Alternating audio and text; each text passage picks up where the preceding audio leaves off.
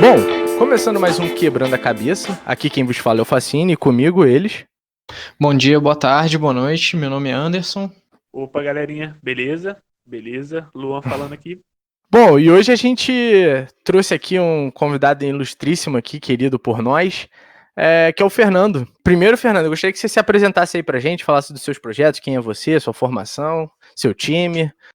Boa noite, enfim, para todo mundo. Eu sou o Fernando, sou cientista social de formação, mestrado em ciências sociais também. Me formei na UENF, na Universidade Estadual Norte Fluminense da C. Ribeiro, fiz o mestrado na UERJ e desde 2014 atuo como produtor cultural, produtor de cinema e cineasta. E em 2016 para 2017 a gente criou a Quiprocó Filmes, eu e o Gabriel Barbosa, que é meu sócio. Desde então a gente tem nos dedicado à produção de documentários e também de vídeos e materiais audiovisuais para organizações de direitos humanos e movimentos sociais. Maravilha, Fernando. Fernando, só pra gente saber como é que a galera pode encontrar o canal de vocês, como é que procura no YouTube, no Instagram, como é que é? A gente tem um site da Quiprocó Filmes, a gente está no YouTube, canal também da Quiprocó Filmes, no Instagram, Facebook e Twitter. Isso, e pelo mundo. Maravilha. E lembrando a galera aí para seguir a gente no Instagram também, que é o @quebrando.cabeça, que interaja com a gente lá, porque isso fortalece pra caramba o nosso canal também. Bom, a gente trouxe o Fernando aqui hoje pra gente bater um papo, né, sobre a cultura em tempos de crise, antes da crise também do coronavírus e posterior, como é que vai ser daqui pra frente. E para falar também um pouco dos projetos dele, né, como ele abordou aí no início aqui Procó Filmes, e principalmente sobre a Lei Aldir Blanc, que vai estar podendo dar um auxílio emergencial a esses produtores culturais. E aí, Fernando, eu queria, agora no início, que você contasse um pouquinho como é que surgiu essa ideia da Quiprocó Filmes e um pouquinho dos projetos de vocês, dos filmes que vocês já fizeram. E fica à vontade aí, para espalhar a sua mensagem. Maravilha, Matheus. Eu agradeço o convite de vocês, cara, que bom, e parabenizo também pela iniciativa, que bom estar aqui com vocês. Aqui Procó Filmes, a gente inicia os trabalhos com a Quiprocó, vamos dizer, em 2014, ainda como MEI.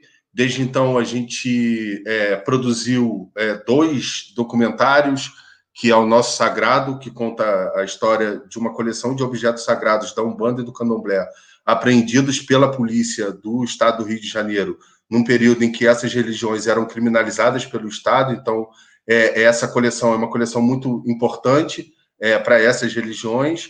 Esses objetos se encontram até hoje apreendidos e presos no Museu da Polícia Civil, e a gente faz um documentário justamente para discutir a importância desses objetos sagrados dessas religiões e também para problematizar essa violência do Estado que marca, né, justamente a perseguição a essas religiões, sobretudo no final do século XIX, início do século XX, e que perdura até meados do século XX, ainda na ditadura Vargas, e que a gente tem a garantia, né, da liberdade religiosa somente com uma lei do então deputado Jorge Amado, pelo Partido Comunista Brasileiro. Então, a gente conta um pouco da história desses objetos sagrados, discute a importância dessa coleção. É a primeira coleção etnográfica tombada pelo IFAM. Então, Nosso Sagrado é um documentário então, que a gente busca justamente contar a história dessa coleção. E outro documentário é o Nossos Mortos Têm Voz, com mães e familiares vítimas da violência do Estado na Baixada Fluminense. É um documentário que estreou em 2018 no Cine Odeon, em março de 2018, no mês em que também, infelizmente, aconteceu a chacina da Baixada Fluminense. A chacina aconteceu em março de 2005 e 29 pessoas foram assassinadas por policiais militares do estado do Rio de Janeiro. E esse documentário, a partir do lançamento dele, a gente, enfim, percorreu alguns festivais de cinema e eventos acadêmicos também da área de ciências sociais no Brasil, fora do Brasil, na Europa, nos Estados Unidos e África. Esses filmes, enfim, ambos os filmes percorreram, né, alguns países nesses continentes. e tanto o Nosso Sagrado quanto o Nosso Mortos Tem Voz. O Nosso Sagrado estreou em 2017 no Circo Voador, em dezembro de 2017, e o Nosso Mortos Tem Voz em março de 2018, no Cine Odeon. Então, são filmes que têm percorrido aí os festivais, mostras, mas também eventos acadêmicos, escolas, enfim, centros comunitários, terreiros de candomblé, igreja evangélica, igreja católica, enfim, vários espaços de debate que tem a proposição de também de falar sobre a violência do Estado. Né? O que tem de comum nesses dois filmes é a dimensão da violência do Estado, no primeiro caso, a perseguição às religiões afro-brasileiras no Brasil, e no segundo caso, a violência do Estado colocada em prática, sobretudo pelas polícias, e nesse caso, a polícia do Estado do Rio de Janeiro, a polícia militar do Estado do Rio de Janeiro, protagonizando, sobretudo, a morte de jovens negros e moradores de favelas e periferias. E no caso da Baixada tem uma dimensão ainda mais grave, que é justamente a conformação da formação dos grupos de extermínio, milícias, mais recentemente, que tem feito com que esses números, né, de mortes tem crescido cada vez mais numa aliança, sobretudo, entre, muitas vezes, esses grupos e relações que são estabelecidas com o poder judiciário, com o poder executivo, legislativo e, por que não, nesse momento, falar do governo federal. Né?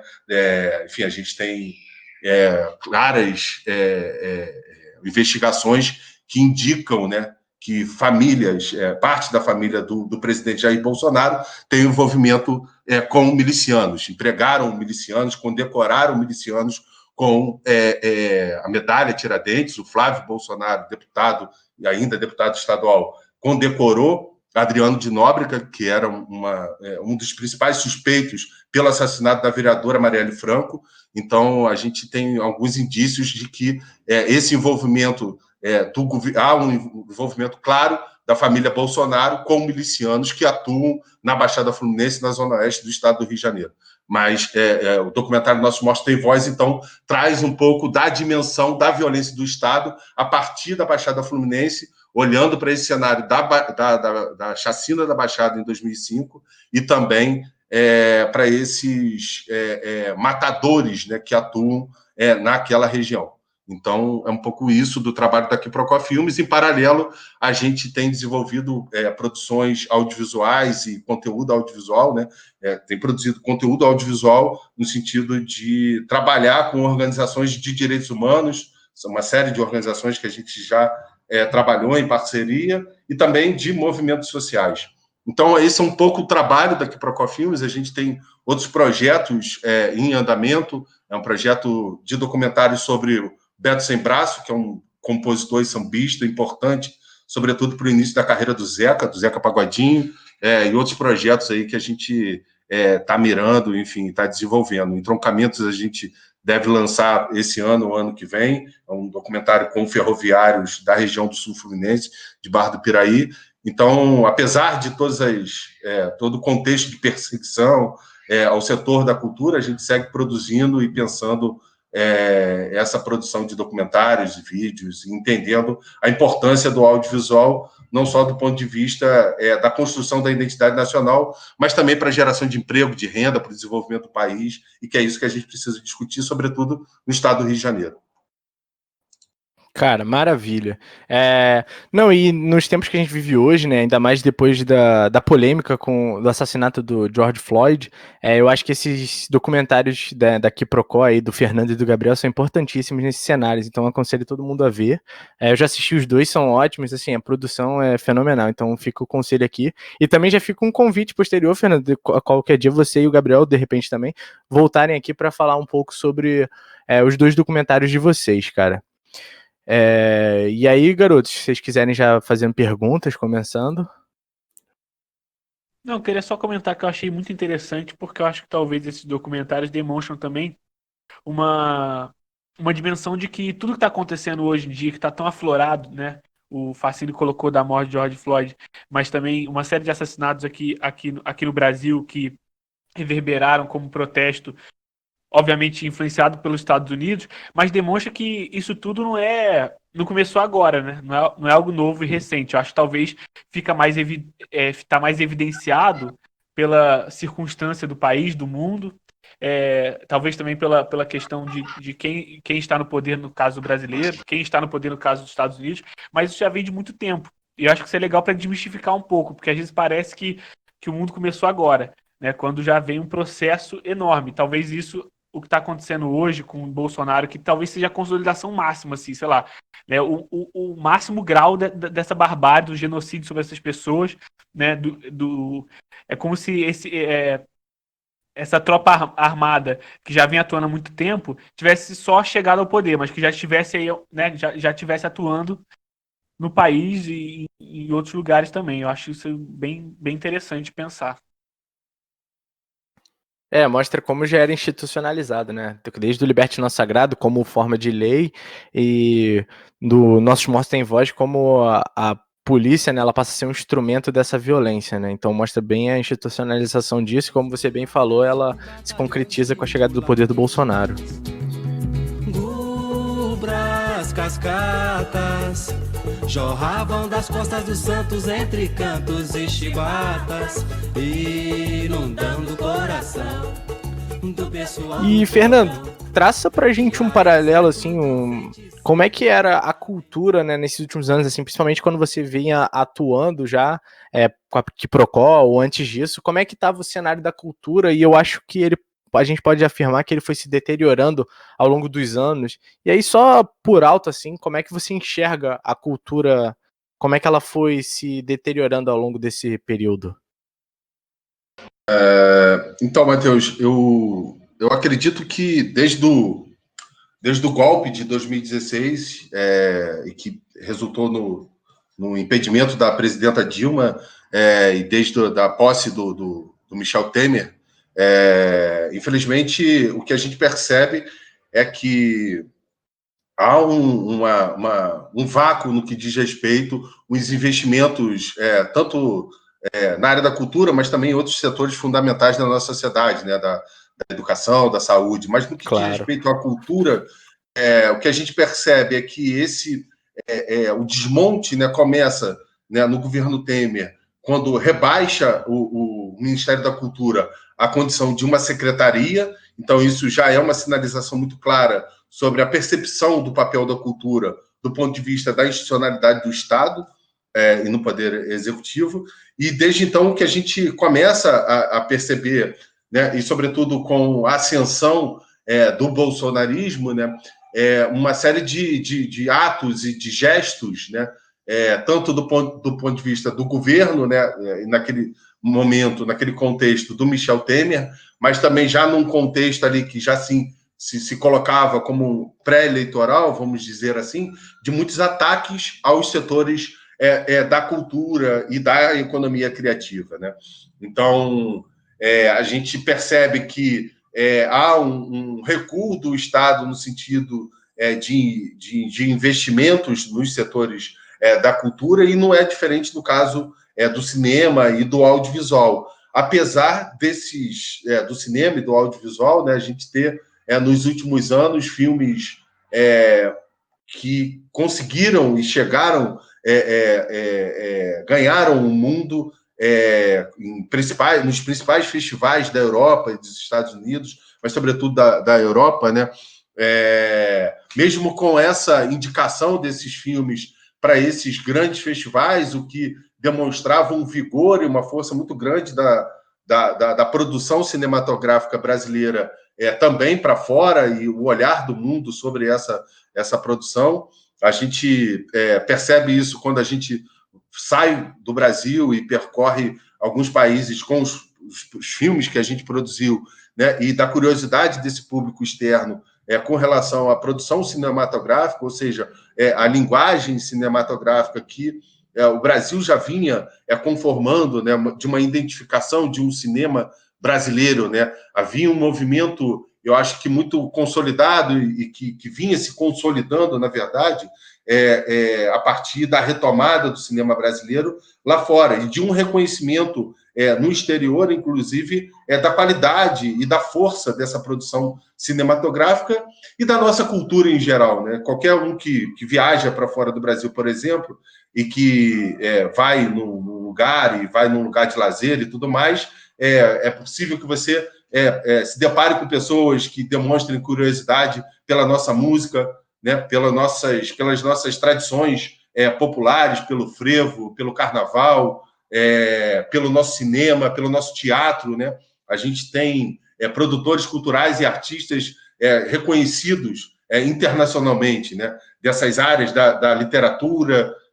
Então, assim, a economia criativa e a cultura brasileira tem um reconhecimento fora do Brasil, eu diria, de grande lastro, né? A gente consegue ter esse protagonismo fora do Brasil e que as pessoas, de modo que as pessoas tenham curiosidade, queiram conhecer mais os nossos artistas, a nossa produção cultural, nas suas diferentes linguagens, né? Não é diferente no caso do cinema, do audiovisual. A gente percebe que há uma grande demanda para que das pessoas para que conheçam, por conhecer essa produção cinematográfica, mas desde o governo Temer a gente já percebe um recuo no sentido dos investimentos no setor cultural, apesar desses setores hoje representarem cerca de 3% do produto interno bruto, o que sinaliza claramente a importância econômica desses setores também na economia brasileira,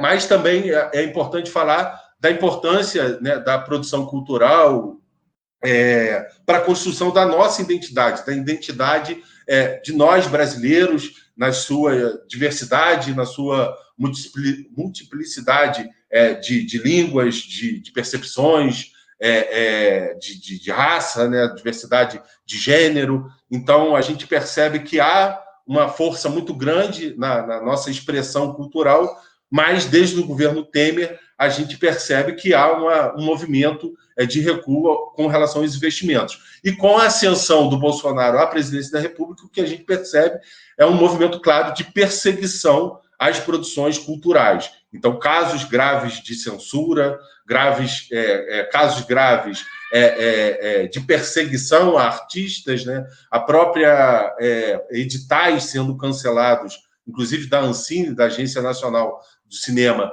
editais que tinham uma linha de investimento buscando incentivar e fomentar produções que contemplassem a diversidade de gênero, no caso do Brasil. Então, assim, o que a gente percebe com a ascensão do Bolsonaro ao poder é um recrudescimento dos casos de censura e de perseguição e uma visão absolutamente idiota com relação à nossa cultura, porque é um presidente que, infelizmente, parece que não sabe o que está fazendo na presidência e parece que o interesse dele é criar milícias, né? No Brasil. Então, assim, não há uma percepção clara, não há uma percepção do governo com relação ao papel da cultura para o nosso desenvolvimento, para a conformação da nossa identidade. Então, é tudo muito grave o que está acontecendo no momento no Brasil. Se agrava demais com o governo de Bolsonaro, e é isso. Não, maravilha. Concordo aqui em número grau. Número grau ou gênero número grau? Gênero número grau, desculpa. E, Fernando, vem cá. Com a chegada, né, do coronavírus, da Covid, quais principais impactos assim, que vocês sofreram, tanto aqui pro Procó, quanto outro dia eu vi você fazendo uma live com uma moça que trabalhava na questão do áudio. Como é que você enxerga que isso afetou todos esses profissionais? Cara, então, como eu estava falando, né, assim, a gente já percebia um recrudescimento com relação aos casos de censura, de perseguição, cancelamento de editais, a falta de uma definição no que diz respeito às políticas públicas para o setor da cultura e da economia criativa. Então, era um setor que já vinha de um estrangulamento, assim, vamos dizer, de anos, né, do ponto de vista dos investimentos públicos nesses setores, e também no audiovisual. E com a pandemia do coronavírus, o que a gente percebe é uma demora com relação uma demora dos governos, né, nas suas diferentes instâncias, né, para responder os desafios colocados pela pandemia. Então, embora, né, nesse momento a gente perceba, né, que muitas pessoas, né, estão acionando, né, um livro, o o filme, né, o teatro, as diferentes opções online, né, que a cultura, né, e produtores culturais e artistas, né, tem proporcionado, né, as lives e tudo mais, né, embora haja um aumento no consumo de cultura, né, e aí isso tem dados que falam sobre isso, né, do aumento de acessos ao YouTube, do aumento de acessos às plataformas de streaming. Então, assim, há uma demanda muito grande por parte da população em geral com relação a produtos culturais. Isso não é um caso específico do Brasil, mas também em países da Europa há essa análise, há pesquisas que já indicam o aumento de venda de livros e tudo mais. Mas, por outro lado, o que a gente percebe é que há justamente o aprofundamento do estrangulamento desse setor, na medida em que a gente tem uma demora muito grande por parte dos governos nos diferentes níveis, né, de governo, tanto federal quanto estadual e municipal, para responder os desafios colocados por esse momento com relação aos setores da cultura e da economia criativa. Então, embora a cultura, né, ganhe ainda mais força nesse momento, porque as pessoas estão demandando mais por esses produtos culturais, por outro lado, a gente percebe uma demora muito grande por parte dos governos para responder com investimentos. E quando eu falo investimento é importante porque muitas vezes a cultura é vista como gasto. E quando eu falo em investimento é justamente para subverter a ideia de que se gasta com cultura. A gente investe em cultura, porque na medida em que investe em cultura, a gente gera emprego, a gente gera renda, a gente gera desenvolvimento e mais, a gente gera maior arrecadação de impostos, porque também esse dinheiro investido acaba sendo revertido na arrecadação de impostos pelo próprio Estado. Então, assim, é uma lógica em que o impacto da cultura na economia, quando a gente diz que chega perto de 3% do produto interno bruto, é porque justamente é uma cadeia que tem um vigor muito grande, uma cadeia produtiva que tem um vigor muito grande do ponto de vista produtivo, mas também econômico, né? Então, a gente vê com essa grave crise provocada pelo coronavírus o agravamento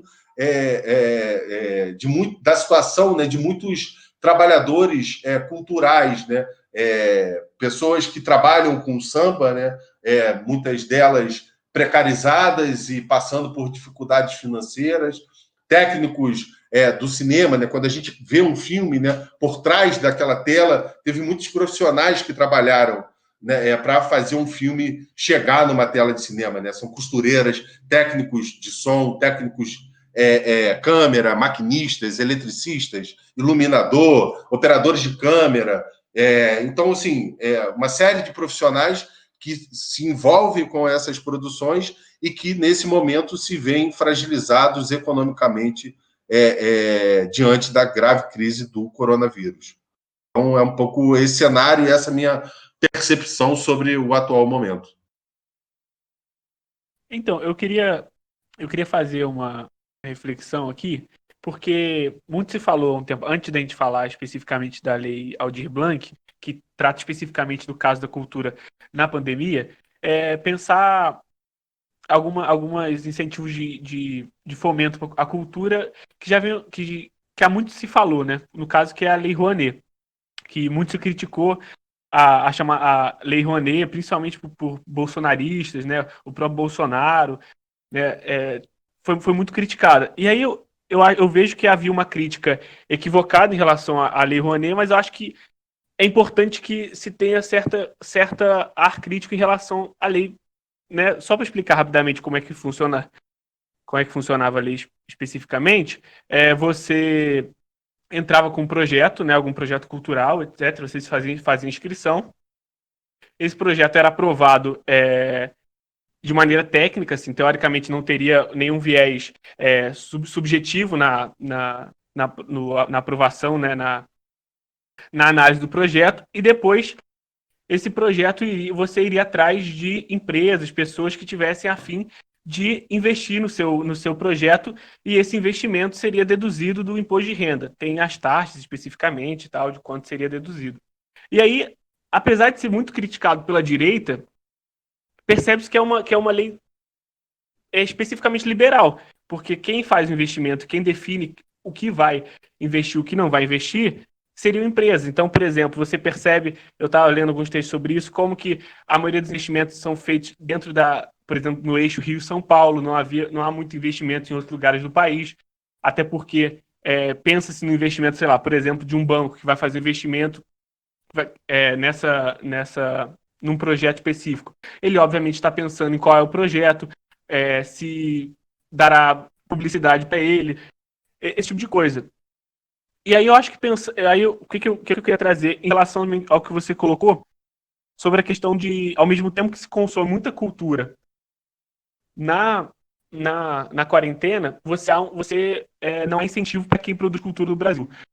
E aí também pensando que assim, eu estou refletindo agora, não sei o que você acha, assim, que talvez isso também tenha a ver que o que se consome, o que a gente ainda consome no Brasil é muito pouco do que é produzido no Brasil. É muito pouco do que é produzido de pessoas, né, de produtores independentes, muito pouco do que é produzido por diretores e grandes filmes que foram feitos nos últimos anos, inclusive, como você colocou, que foram muito bem prestigiados fora do país e tal.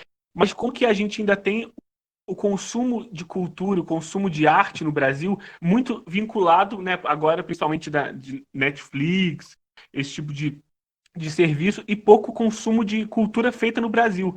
Então, ao mesmo tempo que você tem não só um problema de produção, de investimento, você também tem um outro problema que é de distribuição. Que eu acho que você deve saber bem, deve correr muito para que você consiga fazer com que mais gente possa ver seus filmes, né? E aí eu queria linkar essas duas coisas, pensar assim, como que no pós-pandemia, pensando em incentivos, em leis que podem ter uma melhor elaboração no sentido de que tenha maior investimento, né, que não passe, por exemplo, em empresas que vão definir no que vão investir, no que não vão investir. E aí pensando também até nessa questão de como fazer com que as pessoas vejam mais cinema brasileiro, escutem mais música brasileira, prestigiem mais coisas que são feitas no Brasil. Não que a gente deva trabalhar com essa ideia de que tudo que é do estrangeiro não deve entrar, nada disso. Mas é porque a gente tem muita produção muito boa e não passa na TV, por exemplo, né? Você vai ligar a TV, você vê vários filmes de fora, os filmes normalmente que passam brasileiros, né, numa cota de cinema nacional, são produzidos muitas vezes pela Globo Filmes. E são aqueles filmes que têm a lógica de fora, né? Você percebe claramente que não tem nada a ver com os grandes filmes premiados no Brasil. E eu já falei demais, e aí acho que se você puder comentar aí, criticar, meter a porrada. Luan, né? Isso. Luan, como você falou, a Lei Rouanet, né? Assim como a Lei Rouanet é uma lei na escala federal, assim como a lei do audiovisual. No caso do audiovisual, quando você tem um projeto de filme, que é o nosso caso, a gente tem um projeto, por exemplo, aprovado na lei do audiovisual, que é o entroncamento. Está lá aprovado. E a Lei Rouanet, assim como a lei do audiovisual, que são leis federais, elas são leis de fomento indireto. E o que quer dizer isso? É justamente isso que você comentou, né? São leis em que você submete o projeto passa por uma análise técnica, e a partir do momento em que o projeto passa por essa análise, está apto para a captação junto a empresas que tenham interesse em investir no seu projeto, né? Que vão vincular a sua marca ao projeto que você pretende desenvolver. E como você muito bem falou, e obviamente, a Lei Rouanet ela tinha muitos problemas, e isso não quer dizer que a Lei Rouanet devia ser colocada abaixo. E longe de defender isso, mas ela precisava ser aperfeiçoada como qualquer coisa pública, né? Precisa passar por aperfeiçoamentos para que a lei chegasse em mais produtores culturais, para que os recursos oriundos, vamos dizer assim, né? Ou que pudessem ser repassados através da Lei Rouanet, fossem mais democratizados, o acesso aos recursos fossem mais democratizados por produtores independentes nas várias regiões do Brasil, né? E como você falou, o Brasil, por ser um país de dimensões territoriais, obviamente a gente tem muitos desafios, não só no que diz respeito à nossa profunda desigualdade econômica, né? em geral, mas também de desigualdades regionais quando a gente pensa no campo da cultura, na medida em que há ainda uma grande concentração de investimentos, pelo menos, né, nos últimos anos, culturais, de recursos para a produção cultural, no eixo Rio-São Paulo. O que a gente percebia é que, nos últimos anos, antes do golpe de 2016, o que vinha acontecendo era justamente movimentos que buscavam justamente problematizar essa concentração de recursos nesse eixo Rio-São Paulo, e aqui falando do audiovisual especificamente, né? Uma das coisas que, no caso do Fundo Setorial do Audiovisual, foi criado foi as cotas regionais, justamente buscando fomentar e incentivar a produção audiovisual e cinematográfica nos eixos norte e nordeste do país. Então, assim, havia um movimento muito claro da Agência Nacional do Cinema, através do Fundo Setorial do Audiovisual, de fomentar e de incentivar o crescimento nessas regiões das produções e deslocando os recursos em mais volume para essas regiões. Então, havia uma série de movimentos que estavam sendo traçados, né? A Ancine, em 2016, lança um relatório muito importante em que aponta para a grave desigualdade, por exemplo, de gênero e de raça nas produções comerciais que entraram no circuito comerciais do cinema brasileiro. E qual é o que esse relatório está apontando, né, quando trata dessa desigualdade de raça e de gênero? Ele pega lá, a Ancine pega 3 lugares que são muito importantes do ponto de vista da produção, são os cargos de direção, de roteiro e produção executiva. O que ela percebe, né? O que esse relatório traz de 2016? 0% de mulheres negras ocuparam cargo de direção, de roteiro ou de produção executiva nos filmes que foram distribuídos comercialmente no Brasil naquele ano. Os dados com relação a homens negros, né, tão grave quanto das mulheres, mas chega numa taxa de 2,1%. Ou seja, esse relatório ele destaca justamente quanto é desigual do ponto de vista da raça e do gênero esse mercado cinematográfico.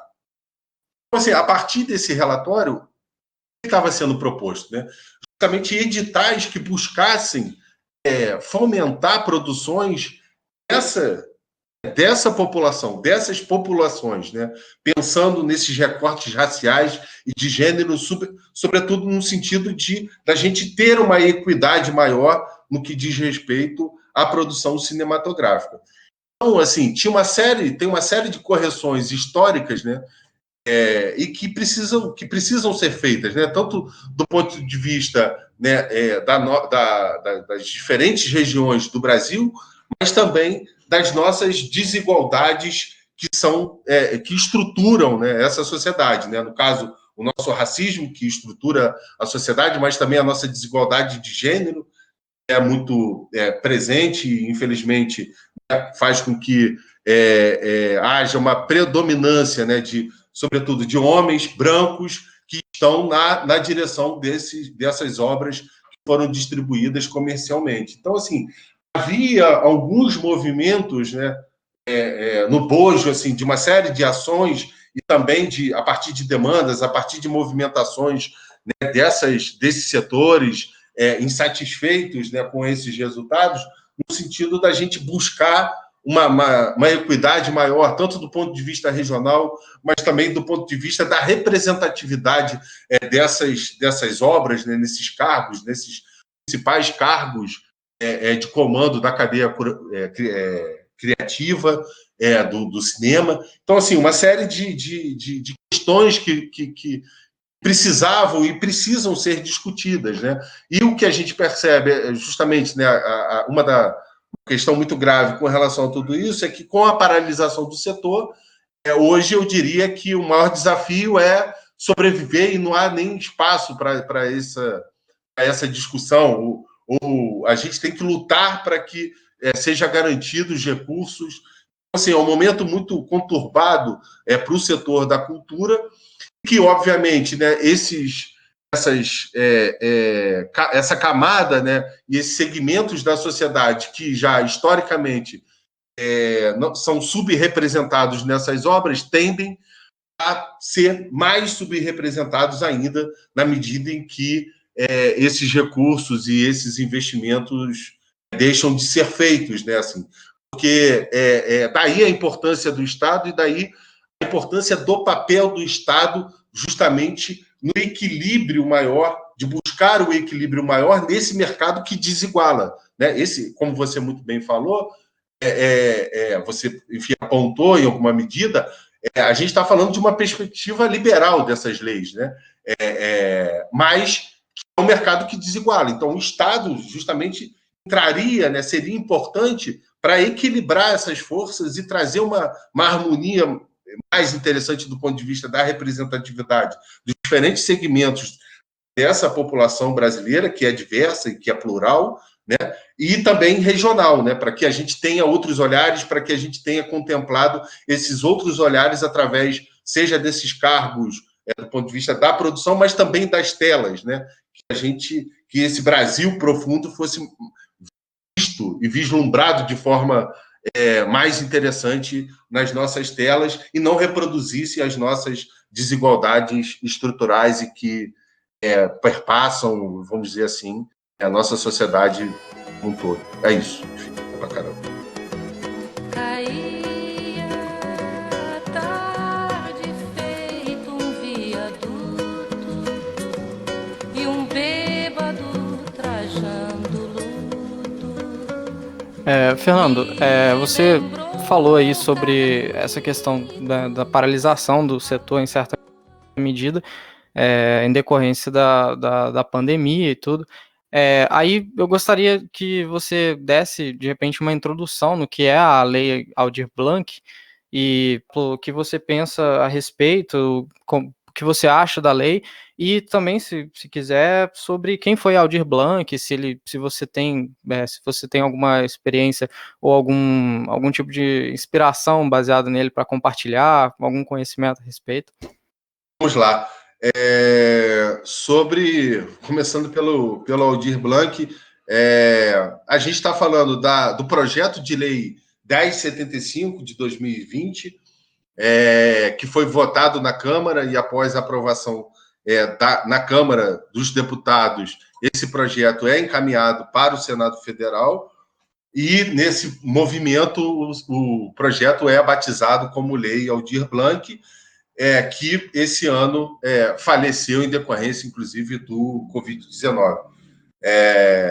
Eu acho que, para todo mundo que sonha, né, com um país mais igualitário, mais justo, menos desigual, eu acho que tem o Aldir Blanc como referência, e é uma referência para todo mundo que tem a liberdade de expressão e a liberdade no sentido mais amplo da palavra como algo muito fundamental, né? Então, falar de Aldir Blanc é falar da nossa cultura, é falar da nossa história, da nossa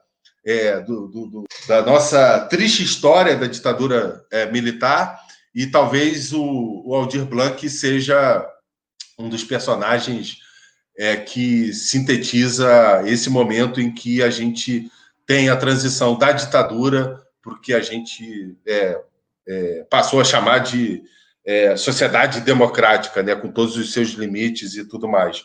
Então, acho que o Aldir Blanc, ele faleceu esse ano, em 2020, em decorrência do Covid. Então, é uma homenagem a uma das grandes figuras, um dos maiores compositores brasileiros. Então, eu acho que todo mundo que é jovem, que sonha e que quer um país melhor, deve escutar o Bêbado e Equilibrista, deve escutar as músicas do Aldir Blanc e entender a importância do Aldir Blanc para a nossa memória, para a nossa cultura e para a luta por uma sociedade melhor. Então, cara, assim, então essa homenagem é muito, muito bacana, assim, eu acho que todo mundo que trabalha com cultura se sente representado numa lei que se chame Aldir Blanc. Então, eu diria que, para começar, teria muito mais para falar sobre isso. Então, é muito marcante nesse momento em que há um silêncio. E por que também marcante, né? Esse governo, né, que tem como presidente, né, é um presidente em que, no Congresso Nacional, na votação, né, do impeachment, que resultou no impeachment da presidenta Dilma, né, faz uma alusão à memória de Coronel Ustra, que foi um torturador durante a ditadura militar, que torturou, que perseguiu, que assassinou militantes políticos que lutavam pela liberdade, né? Essa lei ela vem, eu acho que num momento muito marcante e de um governo que absolutamente silencia diante da morte de importantes figuras e artistas brasileiros, então, e da própria Secretaria de Cultura do Governo Federal. Então, acho que nominar, né, essa lei como Aldir Blanc é muito marcante nesse momento. E a lei Aldir Blanc, do ponto de vista geral, assim, eu acho que tem 3 pontos que são importantes. Eu participei das webconferências nacionais e estadual também aqui no Rio de Janeiro de discussão da lei. Eu diria que tem 3 pontos que são importantes da lei que diz respeito, né, à aplicação dos recursos públicos, que é a renda de geração de renda para os trabalhadores da cultura, o subsídio para a manutenção de espaços culturais e o fomento a projetos e linhas de crédito para empresas do setor. E de onde vêm esses recursos? Né? Qual é a previsão do ponto de vista orçamentário para essa lei? Né? Como é que isso está previsto? O que se tem hoje é que há 3 bilhões de reais, repito, no Fundo Nacional de Cultura. Então, os recursos previstos, né, para serem investidos através da Lei Aldir Blanc vêm do Fundo Nacional de Cultura. E esses recursos, a previsão é que esses recursos sejam repassados para os estados e municípios, e a partir dos fundos estaduais e municipais de cultura, esses recursos cheguem nos trabalhadores e trabalhadoras da cultura. E, obviamente, é uma lei que é fundamental nesse momento. Não é possível, no momento em que a gente vive uma grave crise econômica, a gente já vinha de uma grave crise econômica, ter 3 bilhões de reais parado no Fundo Nacional de Cultura e com todo o impacto que a cultura tem para a nossa economia. Então, é de suma importância que haja, né, um investimento desses recursos e que esses recursos cheguem na ponta, né, cheguem nos artistas que trabalham e que vivem de fazer cultura. Né? Então, é disso que a gente está falando. E eu acho que é muito importante também, desse ponto de vista, que é a descentralização desses recursos, que é justamente do repasse para os estados e para os municípios para que se criem, né, políticas públicas no sentido de fomentar os artistas locais e tudo mais. E que, no caso, é até importante salientar, às vezes até para quem está ouvindo, que a lei também ela se baseia em critérios que não seria exatamente, não seria, no caso, nenhum tipo de privilégio, né, para quem se beneficia dela, porque é similar ao auxílio emergencial, justamente para dar um suporte para quem trabalha, né, com cultura e também para locais de fomento à cultura e tudo mais, entram nesses critérios justamente para não deixar onerado um setor, como você disse, mais no início do episódio, tão importante, que é responsável até por uma parcela significativa do PIB, né? Então, cara, eu acho que tem uma coisa importante, porque é o seguinte, os trabalhadores da cultura hoje já podem acessar o auxílio emergencial, tá? Então, porque isso é importante do ponto de vista da isonomia da lei, porque eu acho que é preciso ter um entendimento muito claro sobre como esses recursos vão ser direcionados, né? Então, hoje o trabalhador de cultura ele já pode acessar o auxílio emergencial, vamos dizer assim. Por exemplo, o técnico de som que trabalha com a gente na Quiprocó Filmes. Ele acessou lá o auxílio emergencial. Esse recurso que oriundo da lei Aldir Blanc, ele vai ser repassado para os estados e municípios, que vão decidir a forma de transferência desses recursos para os artistas, que pode ser, inclusive, através de um fundo emergencial nos moldes do governo federal. O governo federal... E por que isso é importante falar? Porque o governo federal não poderia lançar um auxílio emergencial específico para o setor da cultura, né? Então, assim, lançou-se um auxílio emergencial que é para toda a população brasileira, lá a partir de critérios e tudo mais, em que os trabalhadores da cultura também podiam acessar. A partir do momento em que há o repasse desses recursos do Fundo Nacional da Cultura para os estados e municípios, os estados e municípios é que vão decidir como vai ser feito essa transferência. Compreende? Porque, senão, se isso fosse feito através de uma agenda federal, e aí a gente teria uma sobreposição. Aí sim a gente teria uma situação de criar uma situação de privilégio para os trabalhadores da cultura, porque já poderiam acessar o auxílio emergencial de R$ 600 e acessariam ainda uma renda para os trabalhadores específica, para os trabalhadores da cultura. Isso geraria uma situação de privilégio, eu diria. Então, assim, na medida em que isso é repassado para os estados e municípios, isso muda de figura, porque cabe aos estados e municípios, como cabe aos estados e municípios, também pensar em pacotes de auxílio emergencial para a população em geral. Então, assim, eu acho que isso é muito importante demarcar. Por exemplo, o Estado do Rio de Janeiro, depois de 20 anos, regulamentou o Fundo Estadual de Cultura. Esse fundo estava parado há 20 anos e tem lá 27 milhões. O que o Estado do Rio de Janeiro fez através da Secretaria de Cultura? Lançou um edital emergencial em que está sendo repassado agora, né? Foram 1.500 propostas selecionadas cada proposta vai receber um valor de R$ 2.500. E essas propostas, né, são justamente de produções online. É um edital que conversa muito com esse momento, então os artistas poderão produzir conteúdo nas suas diferentes linguagens, né, que sejam possíveis de ser disponibilizados na internet, e esses artistas estão acessando esses recursos. Então, assim, vai caber aos estados e municípios justamente elaborar políticas públicas no sentido desses recursos chegarem nos artistas e chegarem onde tem que chegar, de acordo com cada realidade local e regional, enfim. Então, eu acho que isso é muito importante, porque se fosse o contrário disso, a gente criaria situações de privilégio. E é isso. Perfeito. Não, eu queria fazer 2 adendos, né?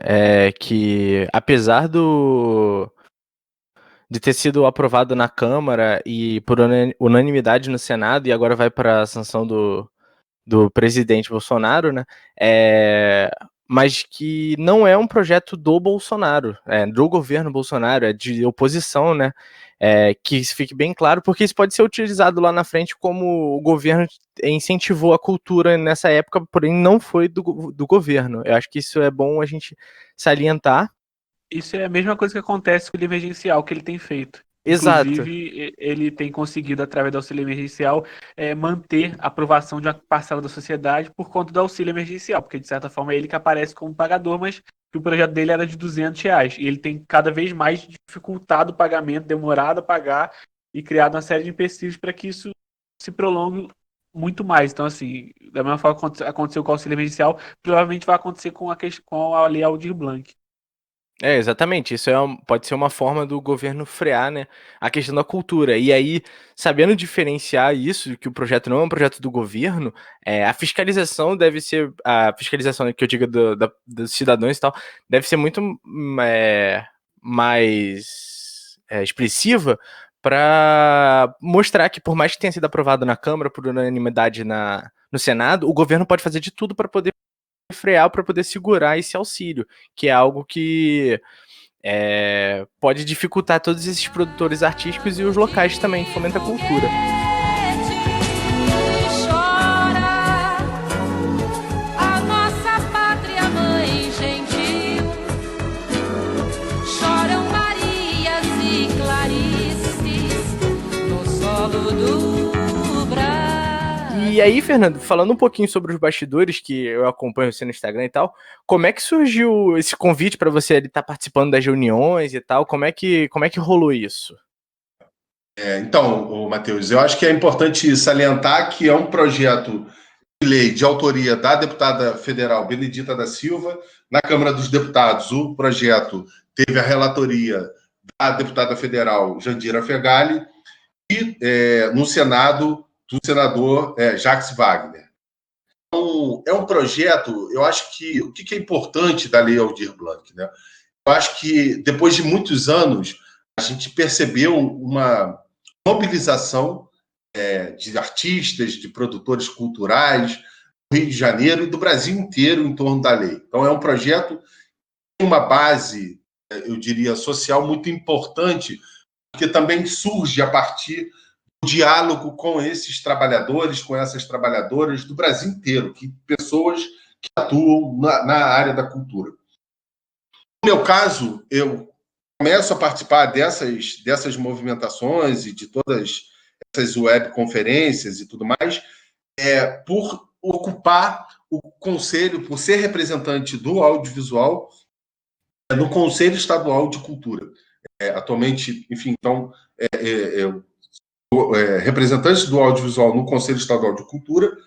Então, também foi feita webconferências com representantes de setores e regiões de conselhos estaduais e municipais, não só do Rio de Janeiro, mas como do Brasil todo. Então, eu começo também a participar desse processo enquanto representante do audiovisual aqui no estado do Rio de Janeiro. O conselho, ele é um conselho deliberativo e que está vinculado à estrutura da Secretaria Estadual de Cultura, e que tem um papel ali importante no sentido de orientar e de propor também políticas públicas para a cultura. Então, tem representações de diferentes linguagens da área da cultura, mas também de regiões do estado do Rio de Janeiro. Região Serrana, região Sul, Baixada Litorânea, Baixada Fluminense, Vale do Paraíba, enfim, é um conselho composto por representantes das diferentes regiões do estado do Rio de Janeiro e de linguagens artísticas. No caso, eu sou o representante do audiovisual. Então, nessa condição de representante do audiovisual no Conselho Estadual de Cultura, em que eu começo a participar dessas webconferências e participar dos debates sobre a construção da Lei Aldir Blanc, que foi, eu diria que, um marco nesse sentido, porque depois de muito tempo a gente percebe uma mobilização orgânica e muito forte, muito expressiva do ponto de vista da representatividade no Rio de Janeiro, no Brasil inteiro, em termos de participação política no debate, na construção e nos ajustes necessários do projeto que chegou na Câmara, que foi aprovado e que depois caminhou para o Senado e aí se tornou aí definitivamente como a Lei Aldir Blanc. Em relação ao governo federal, tanto na Câmara quanto no Senado, surpreendentemente, o que a gente percebe é que há sinalizações das lideranças do governo nas duas casas legislativas, no sentido de serem favoráveis à aprovação da lei. Então, há também um processo de pressão muito forte com relação ao governo. Isso não quer dizer que essa pressão não tem que continuar, a pressão tem que continuar ainda mais firme e ainda mais forte, inclusive para derrubar esse governo tem que ser derrubado, mas nesse momento para aprovar a lei Aldir Blanc. Mas se a gente olhar a mobilização que foi feita entre os artistas e produtores culturais do país inteiro, a gente também começa a entender que faz mais sentido, porque foi quase que um corpo a corpo online feito por esses produtores e artistas na Câmara dos Deputados, com os deputados, cada estado monitorando o avanço no sentido da conquista de cada voto, de cada deputado, isso sendo mapeado, isso sendo compartilhado nas redes e tudo mais. em grupos de WhatsApp. Então, assim, uma organização muito bem coordenada, em que esses mandatos, o mandato da Benedita da Silva teve um papel muito importante, também da deputada Jandira Fegali, nesse processo de escuta com relação às demandas do setor. Então, assim, um movimento muito bonito nesse momento e importante também de mobilização e que demonstra a força também, por outro lado, do nosso setor, né, do setor da cultura, né? Fernando, caminhando aqui para o fim, embora se dependesse de mim a gente gravava umas 5 horas de episódio, que está muito bom. E eu queria saber de você, assim, qual a sua perspectiva a respeito de como vai se dar a cultura nos próximos anos, partindo da perspectiva do governo atual, assim, no caso, o que você teme que possa acontecer, a sua perspectiva, e dado o momento agora, tendo em vista que diversos artistas estão se adaptando ao novo normal, vamos dizer assim, fazendo lives no YouTube, formas diferentes, né, de propagar a cultura. O que você pensa como vai ser o cenário nesse futuro? Anderson, primeiro eu queria dizer, cara, que eu acho que a cultura, os trabalhadores, artistas e tudo mais, a gente vai seguir produzindo. Pode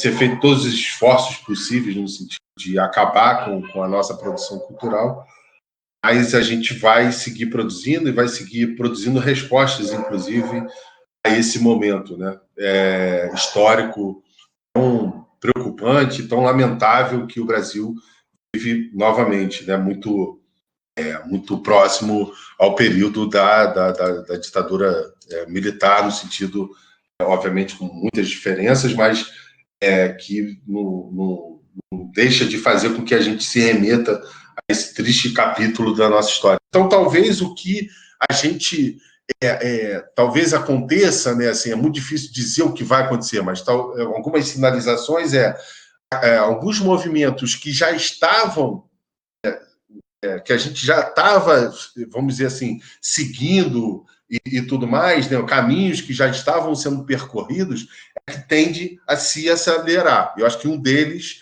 é essa coisa da plataformas de streaming. Eu acho que com a coisa do coronavírus, né, eu acho que isso vai potencializar ainda mais essas plataformas, né? Então, assim, a gente já tem uma série de movimentos do mercado, né, no mercado do cinema, da indústria cinematográfica, sinalizando que há uma potencialização justamente dessas redes e das redes sociais e da rede da internet, né, como um todo, como um lugar que tende a crescer ainda mais o acesso e o consumo de conteúdos relacionados não só à produção audiovisual, mas da cultura como um todo.